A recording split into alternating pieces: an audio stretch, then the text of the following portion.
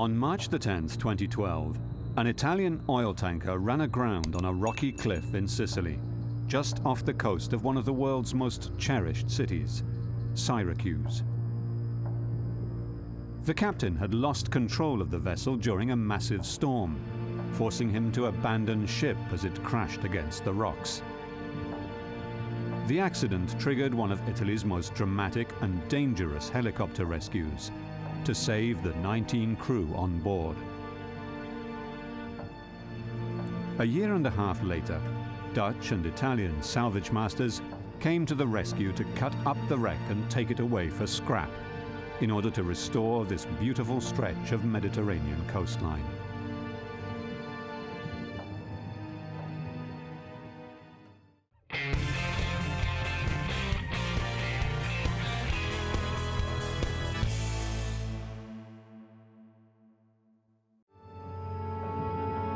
A severe storm in March 2012 surprised many a ship in the Mediterranean. But one vessel in particular would be caught in its grip and end up beached on the perilous cliffs of Sicily for over a year. We are talking about a gale force between 8 and 9, with waves around 10 meters high and winds of around 64 to 68 knots. So these were really difficult conditions, a very severe storm. As the ship rammed up against the sharp rocks, rescuing the crew pushed Coast Guard helicopter pilot skills to the limit. When the storm subsided, there was no option but to call in an international team of Dutch and Italian salvors.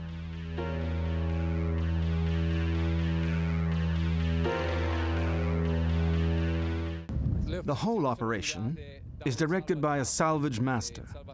However, it is a team effort, a question of planning. First, when we got that call, what I do is I try to get as much information as possible. Otherwise, I just get my gear and I come here to the warehouse, pick up my stuff, and I go to the airport. So close to the city limits of this prime tourist destination, it was critical that the sad sight of the wreck disappear from view. Over the months, the steel carcass was literally cut up, then hauled away to be broken into the smallest pieces of scrap iron.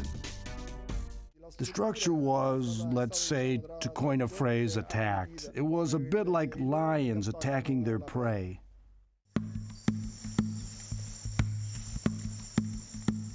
Syracuse. 2,500 years ago, this fortress city rivaled Athens and Sparta in power and wealth. It is located on the southeastern tip of the Mediterranean's largest island, Sicily, and today is one of UNESCO's World Heritage Sites.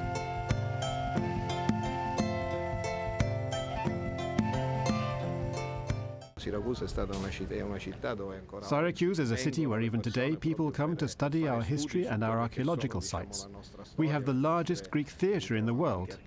Among other things, Syracuse also has some protected marine areas, so environmental issues are felt acutely here.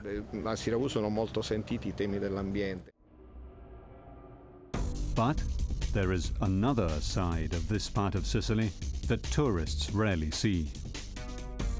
The area just north of Syracuse is the Priolo Gargallo petrochemical complex, one of the largest of its kind in Europe.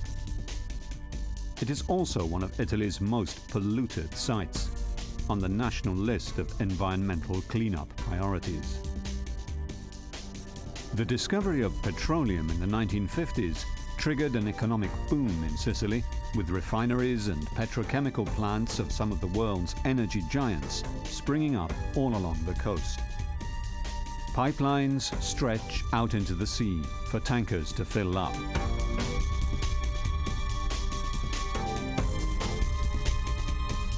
Enzo Parisi leads an environmental watchdog group that keeps an eye on ship traffic and campaigns for cleaning up hundreds of tons of toxic waste left behind by the chemical plants and oil companies operating here. Sicily refines half the oil needed for all of Italy. We have approximately 50 million tons passing through here.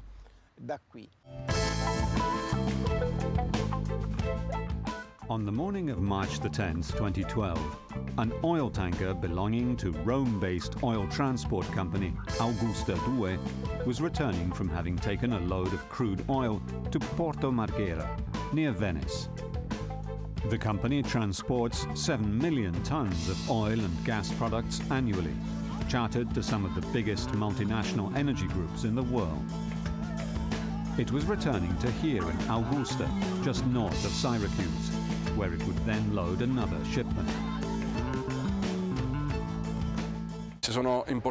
There are important refineries here. There's Lukoil, Isab, Erg, to name but a few. Agip was here. Eni is here.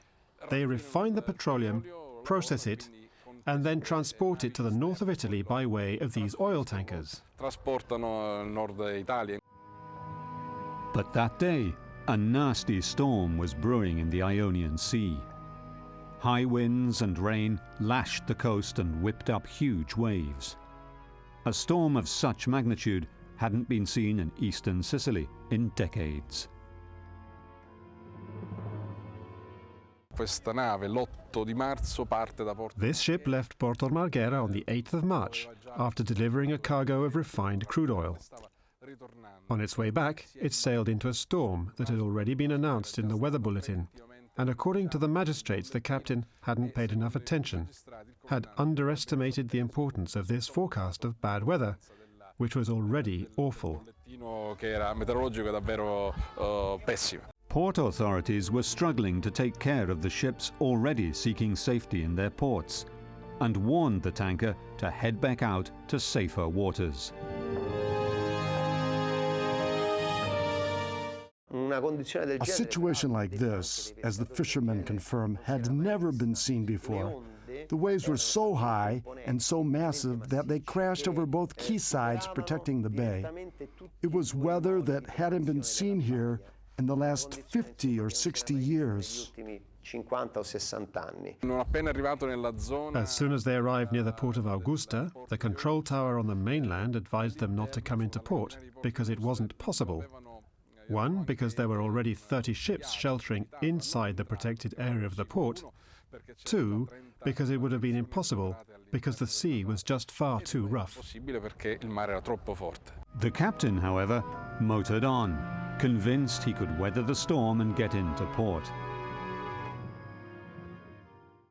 Despite that they had been advised both by the Coast Guard of Augusta as well as the pilots at Augusta, the ship's crew pushed on with the navigation in the belief that they could make it.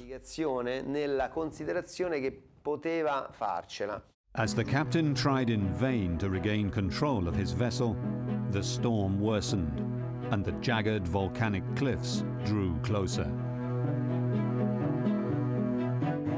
There was a real storm in progress, the likes of which had never been seen before. As many as 32 times, the captain had tried to restart the engine and get going, but the propellers kept coming up out of the water, then jamming, and in the end, the ship was blown completely off course. With the ship empty of cargo and the rough seas, the rudder became useless and the ship was unable to navigate.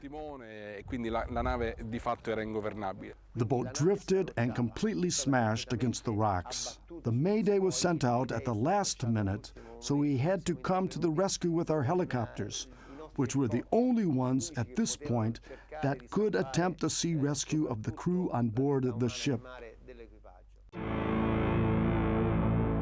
2 helicopters were scrambled from the Catania Air Base, an AB-412 and a brand new AW-139. Pilots arriving could see the crew, all wearing life jackets, gathered on the ship's stern for rescue, as waves and 110 km/h winds swept the vessel. Helicopter pilots first tried to lower a rescue man down onto the ship, but weather conditions made it too dangerous, and the plan was scrapped. Each mariner would have to hook himself into a harness to be pulled to safety as the ship rocked from side to side. Pilots kept losing visual contact. The rescue was proving extremely dangerous.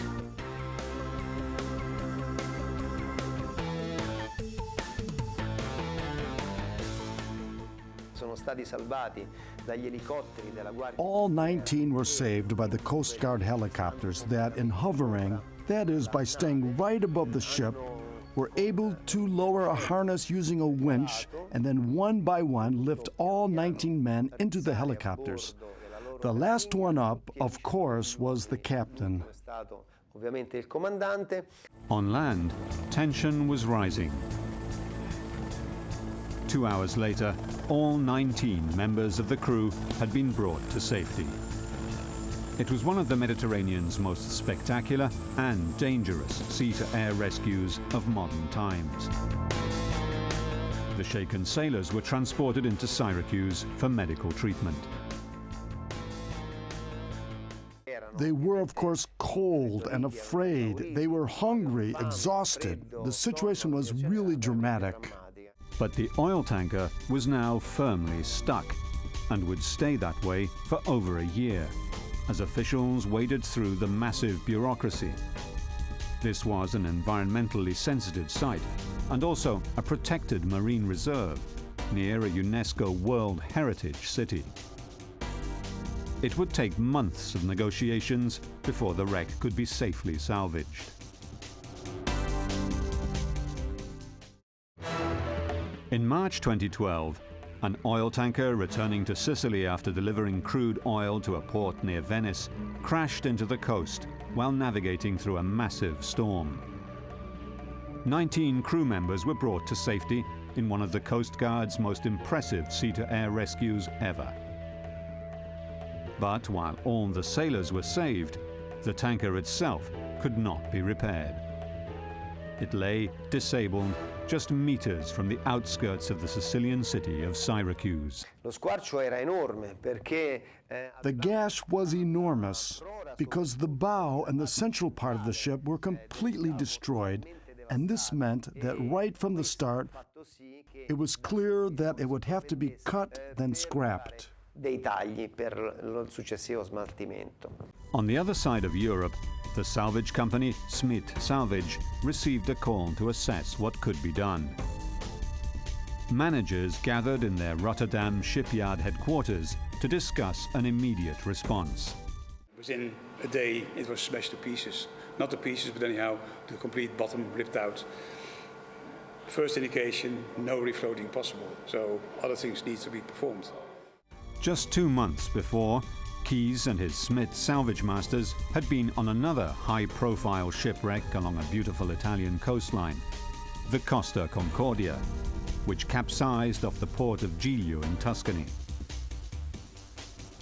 32 lives were lost in that disaster, and the ship was left beached near the port for more than 2 years, as the world's top salvage masters struggled to right it, refloat it, and tow it away.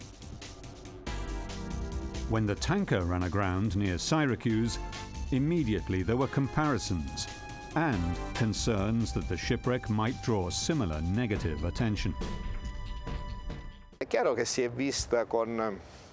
Of course, it attracted attention because just 2 months before there'd been the much more important, more serious incident of the Costa Crociere.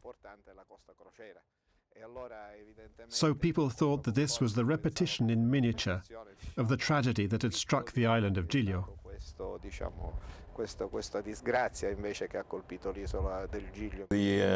why the authorities took so long with the negotiations to have it removed, because they wanted to be sure that everything happened according to the book, because they were very afraid of the media, of the attention this might get.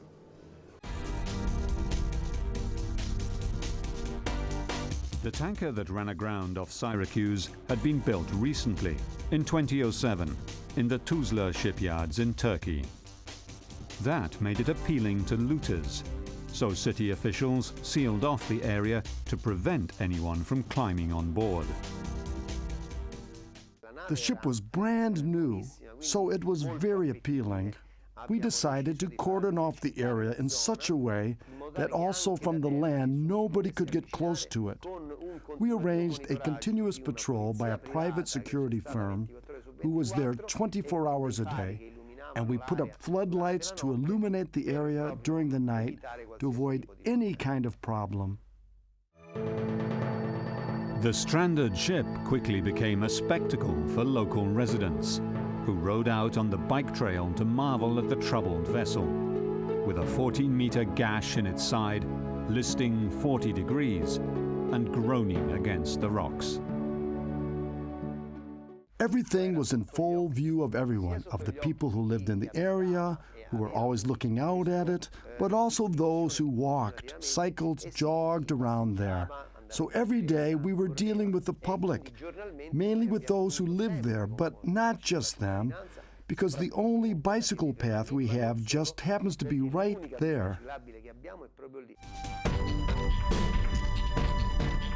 Once the site was protected, officials began monitoring the immediate environmental danger. Though the tanker had been empty when it was wrecked, the reserve tanks held nearly 25,000 cubic meters of oil, gas, and fuel. Large floating barriers were laid to prevent any fuel spills. Technicians reviewed the ship and determined it was damaged in holds 1, 2, and 6. All of the holds and the machine room were flooded. It was clear that the ship could not be refloated.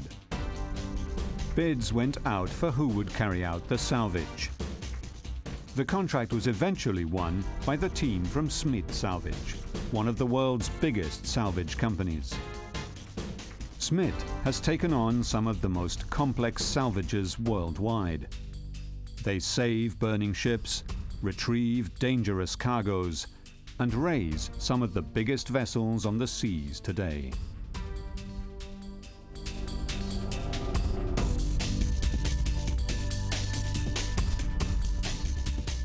Jules Martina has been around the world on salvages, but it was his first trip to Sicily. What he found on site led him to believe the only option available was to cut the tanker into pieces and demolish it.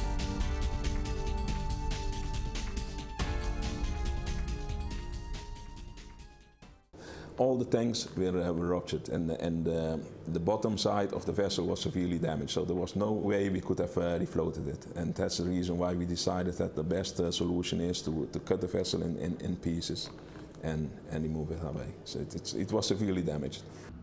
We were dealing with a chemical transport ship that had become lodged on the rocks of Syracuse.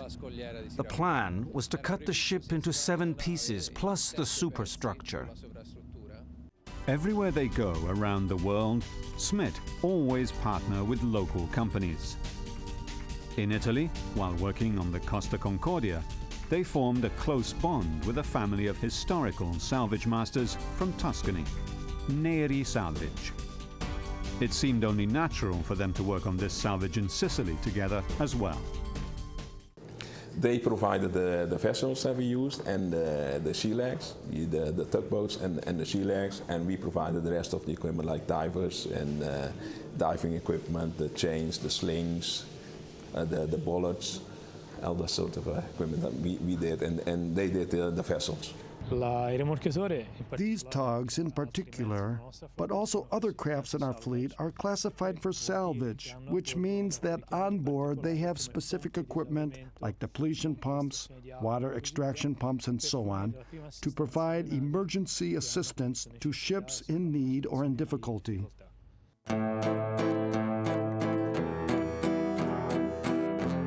The close-knit family of Tuscan salvage masters Neri Salvage have been perfecting the art of shipbuilding and recovery since the 1800s, here in the port of Livorno.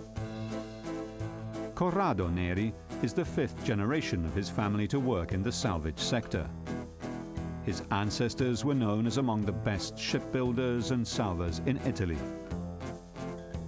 Piero Neri is the one tasked with now handing his job down to the next generation.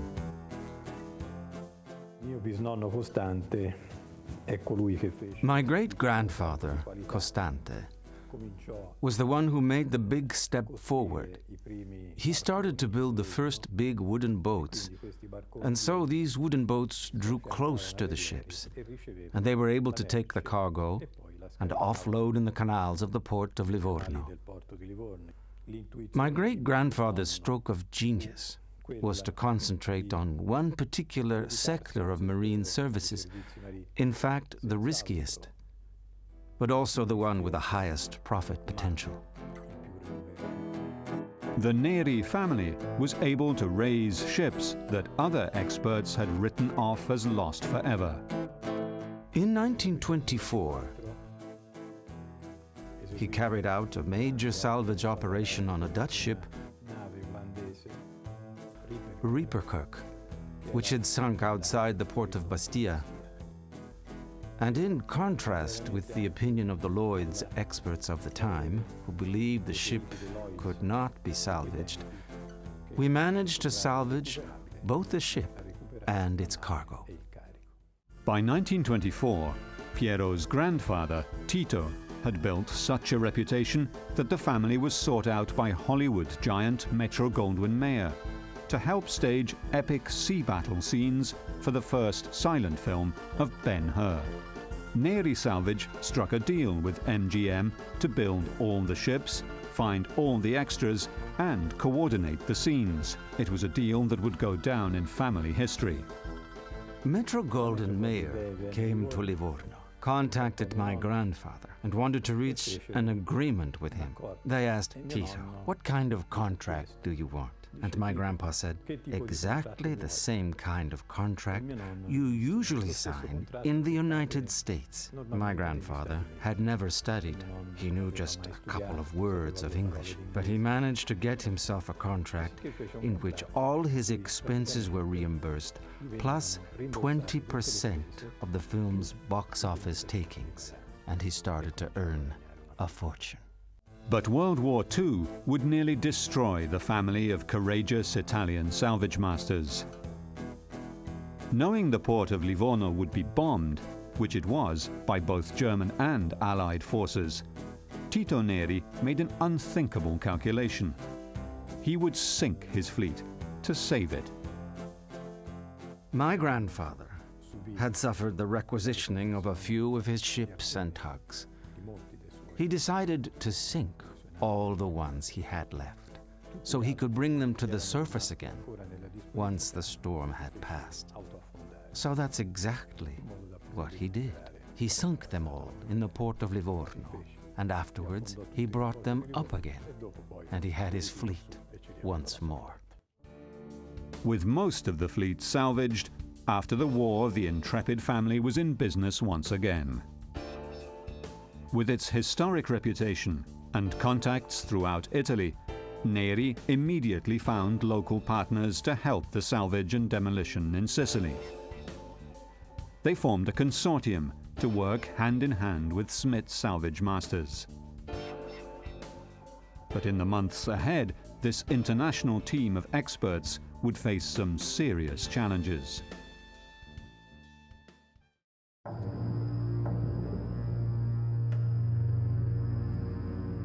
A large oil tanker had run aground on the island of Sicily in March 2012.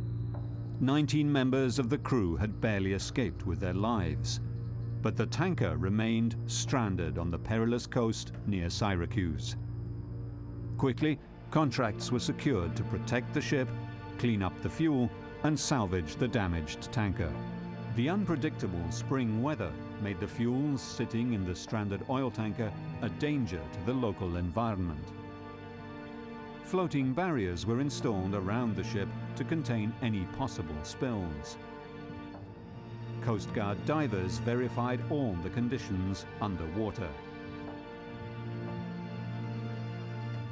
Oil skimming machines and other equipment were put on standby in case the pump failed or the hose ruptured during the fuel transfer, causing an oil spill. Neri's tugs are specially equipped to handle any disaster at sea. La funzione principale dei rimorchiatori è quella di traino. The tug's principal functions are pulling and to prevent fire and pollution. They supply depletion pumps, which are pumps that are attached to the stranded ship and pump out the water, allowing the ship to float once more.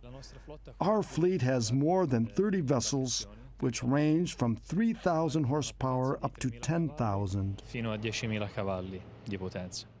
The plan for removing the wrecked oil tanker from the Syracuse coastline seemed fairly simple on paper. After being cut into sections, it would be lifted away and recycled. The salvage would use a technique called chain cutting, a process that uses a cable, sometimes coated with diamonds or other abrasive material, to slice the vessel into pieces. It works like a saw. You pull the chain through from one side, for example, from port side to starboard, and you hang it into the blocks of the shear legs, and then you start moving the blocks up and down, and and you run the chain through the metal of the ship, and it cuts it right through. The part of the ship that was outside the water would be cut with large chains attached to this crane barge or shear leg, the biggest of its kind in the Mediterranean, and able to pull 1,000 tons. It would use its massive leverage to move the chain back and forth through the double-hulled ship. Underwater, divers would make hot cuts. Equipment that we needed was a crane barge and a shear legs to pull chains underneath the vessel, and also we needed divers to do some cutting on the water, because normally what we do when we are going to lift a wreck, we try to pull slings and chains under the wreck, but because this wreck was sitting hard on the rocks, it was impossible to get the chains underneath, so we had to do some cutting with divers. There is a preliminary job on the part of the divers. They have to identify the way in which the lifting cables should be applied before the sections can be raised. Those red blocks, or jiggers that you see behind me, can each lift 500 tons. From there, the steel cables are run, which will raise the sections of the ship. But local environmental agencies and activists had been following the plans for the salvage with concern. Syracuse, the Bay of Santa Panagia, but also the marine reserves of Capomuro di Porco, are a treasure trove of biodiversity. To put all this biodiversity at risk wouldn't just be harming Syracuse and its historic natural and cultural heritage, but it would also damage the biodiversity of the entire Mediterranean. An investigation was launched into the original cause of the wreck. The black box was opened to get to the bottom of the incident. According to the investigation carried out by the Syracuse magistrates and with the evidence taken from the black box, they were able to reconstruct events and attribute responsibility exclusively to the captain. However, the accident could have been much worse. Just a few hundred meters away were several docks for loading and unloading oil products, which the tanker only narrowly missed. A collision would have spelled disaster.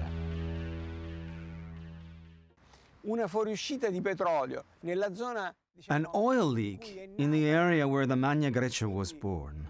The cliffs, the city, the beaches, the nature trails, the marine reserves. We would not only have caused an environmental disaster, but would also have wiped out, or at least put at risk, a cultural and historical heritage which is one of the most important in the world.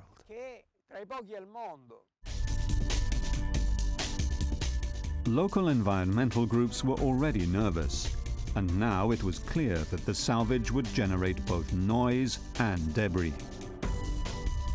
The wreck was lying just meters away from the densely populated quarter of Mazzarona. Residents there were starting to have concerns about the plan to cut the ship into pieces, that fragments might be deposited on the seabed. Authorities cordoned off an 800-meter area surrounding the ship where locals were accustomed to fishing for tuna and relaxing along the panoramic coastline. Others worried the chain cutting might be noisy.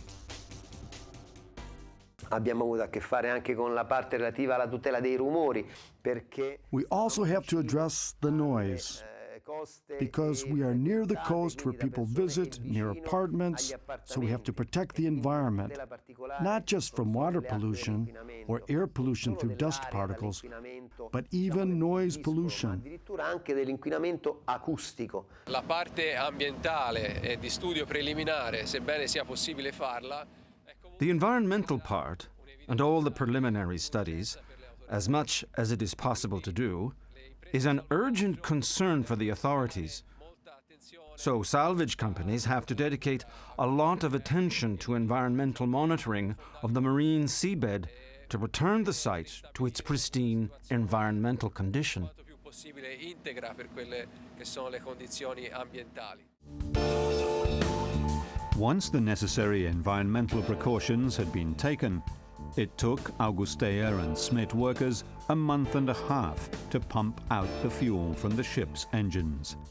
We have several equipment that we use, like we have the hot tap that we use for removing oil out of the tanks. We have some sort of a heating system that we use to heat the oil up if it's very, very cold and the density is very thick that you cannot get it out. So we got different systems that we use to remove the oil out. After the oil had been removed, preparations could begin for the cutting stage. You have to make sure that even though the vessel was empty, that all the lines and the tanks are empty. And you have to make sure that you have walkways and platforms and stuff, because the vessel was at a 30-degree angle.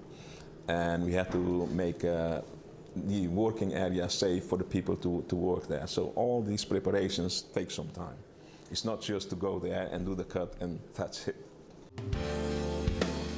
More than a year later, under the heat of the Sicilian sun in June of 2013, preparations were complete and it was time to salvage the tanker. Materials arrived to begin the delicate task. It would also have to be stripped of its recyclable parts. Every object, including the crew's quarters, would be taken out and reused if possible. 90% of the ship is metal, so everything that was recycled was analyzed. All the pieces that arrived here were analyzed in accordance with the environmental regulations of the state and regional agencies. The salvage plan called for each section to be chain cut, then lifted carefully out of the sea onto a waiting barge, then transferred to a large floating dock in the Baia di Santa Panagia. Before it could be scrapped, however, engineers had to study the way the vessel was built to determine where best to make the cuts. Once we had individualized where to do the cuts, we proceeded to do the actual cutting, initially with the chain in the exposed parts. Remember that the ship was leaning to the left and mainly out of the water, and so the exposed parts were cut using heat cutters and the submerged part using chains. But performing a salvage so near the jagged cliffs would be a major challenge. The ship was located very close to the cliffs, so we came about 20 meters from the ship. But the problem was the undertow around the vessel and against the cliff, which moved the pontoon in sudden and unexpected directions.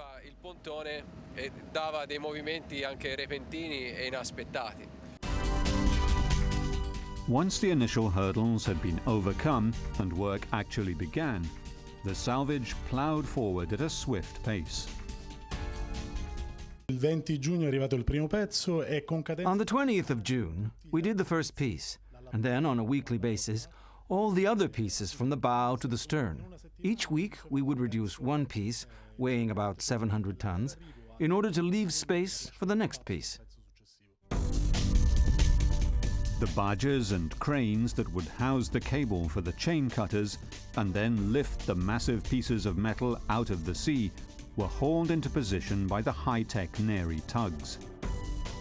These small tugs are dwarfed by the ships they must salvage, but their size is no measure of their strength. The tugs are small with respect to the objects they are called to come and pull, but that is their function, because in these small dimensions, there is a huge amount of power in the engine designed for pulling. It's a bit like a tractor on land. It's not the speed that counts, but the pulling power. The tugs work throughout the Mediterranean on salvages and on offshore platforms as far away as Africa. They often pull the floating cranes, Meloria and Italia. Their operators are able to maneuver in the most difficult situations, using the tug's pulling force to turn on its own axis. A tow cable, the main cable, which is often made of steel, is passed to the ship, and then thanks to the pulling power of the tug and the swiveling propellers that can turn 360 degrees, the tug starts towing and is extremely maneuverable because it has these swiveling propellers that allow it to move in every direction. But as the salvage progressed, engineers would grapple with some major problems caused by the way the ship lay.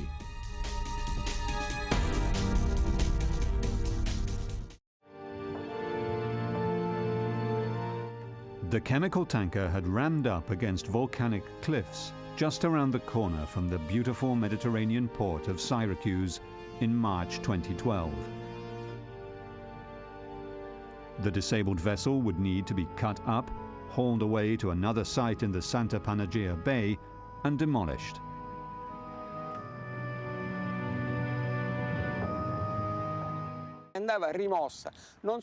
It needed to be removed, not just for the risk it represented, being there, but also because there was the need for the authorities to give a strong and concrete signal that there was the will to address this type of problem. But before the wreck could be removed, engineers would have to deal with some crucial structural issues. The center of the ship, section C, had been crushed, and so part of it was stuck on the sea floor. And so we had to rechain up this part, stuck to the bottom of the sea, and pull it up in two sections. The last piece, rather the second to last, because the stern segment with the engine had already been removed, so the part before the stern, part B, which contained part of the superstructure, the lower part of the superstructure, and the part of the engine, that was the more complex part, because it was the part that had been most damaged. So it couldn't be stabilized on land. We had to prop it up, and we lost a few weeks to prop it up and lower it and then reduce it on land. Salvagemasters wanted to prevent the ship's engine fluids from leaking into the Mediterranean Sea. So cutting that section took particular care, as did the section of the ship that had caved in after smashing into the rocks.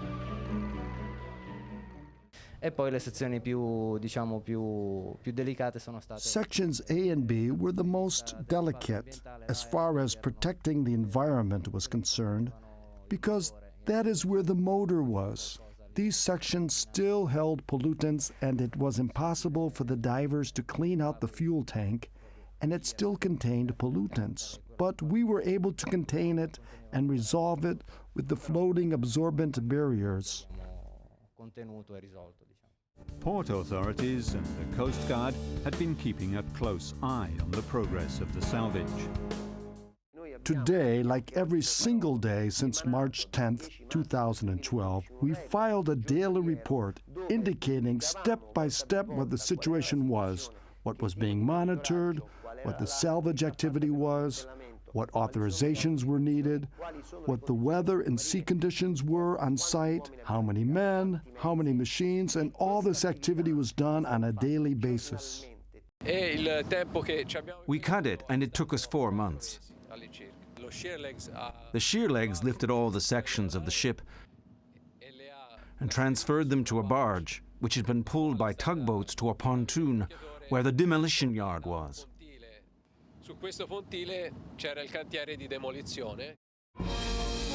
At the end of the 4 months, media, state and local officials from the Coast Guard were invited to watch the final phase of the salvage be completed.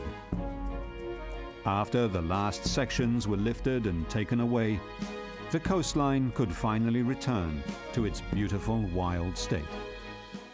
Together with our partners, we cleaned most of the beach area with the stuff that was still on the beach, and for the parts that were on the water, we removed as much as possible.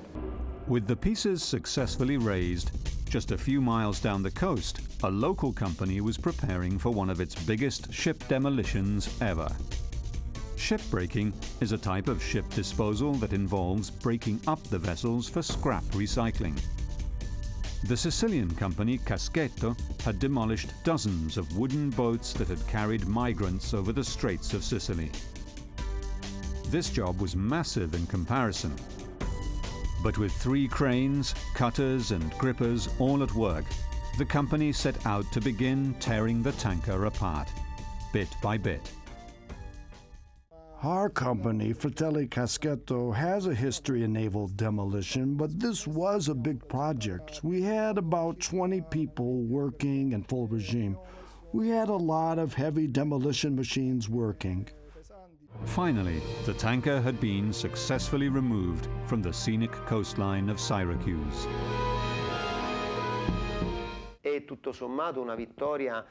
All in all, this was a national victory.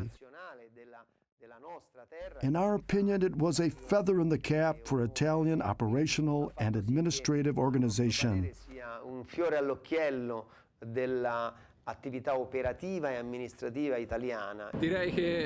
I would say that there's been positive feedback from everyone.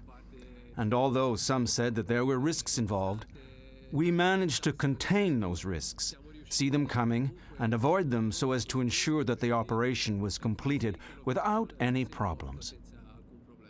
Once again, an environmental disaster in the heart of Sicily's oil refining district had been avoided. But there are those who believe it is only a matter of time before there is another such incident, and that not enough has been done to prepare for that day. We can't wait for another accident to happen, only to remember and say, "We told you so," but nothing was done. We must do something now, because some of these things cost nothing. It's just a question of common sense.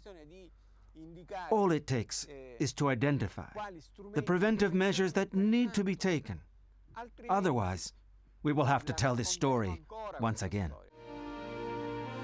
For the time being, however, Sicilians can look out over the cliffs near Syracuse without seeing a wreck that for more than a year was a blight on one of the Mediterranean's most beautiful landscapes.